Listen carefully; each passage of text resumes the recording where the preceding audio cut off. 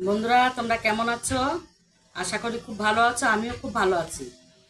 এই দেখো, কালকে বাজারে গেছিলাম, এই যে বটবটি নিয়ে এসেছি। এই বটবটি দিয়ে একটা ভর্তা বানাবো। কিভাবে বানাবো চলো দেখবে। এই দেখো বন্ধুরা, এইভাবে কেটে নিয়েছি। এবার প্রেসারে দুটো সিটি মেরে নেব। বন্ধুরা দেখো, কড়ার মধ্যে একটু তেল দিয়ে দিয়েছি। এই দুটো শুকনো লঙ্কা দিয়ে দেবো, আর এই কয়েকটা রসুন দিয়ে দেবো।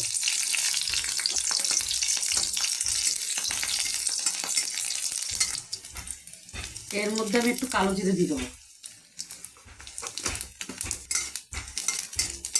ভাজা ভাজা হয়ে গেছে, এবার নামিয়ে দেবো।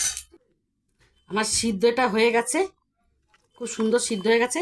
এবার এরকম করে চিপড়িয়ে আমি এই মিক্সারে দিয়ে দেবো। এই যে মিক্সারে দিয়ে দেবো। মিক্সারে আমি সব দিয়ে দিয়েছি।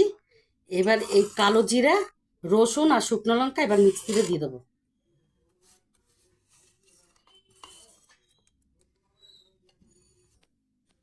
তেলের মধ্যে আমি পেস্ট করে নিয়েছি বটবটিটা, এবার কড়ার মধ্যে দিয়ে দেবো। দিয়ে ভালো করে নাড়াচাড়া করে নেবো।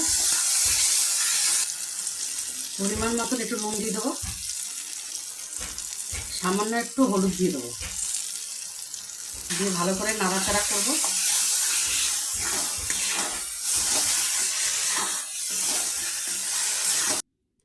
বন্ধুরা দেখো, আমার এই ভর্তাটা হয়ে গেছে।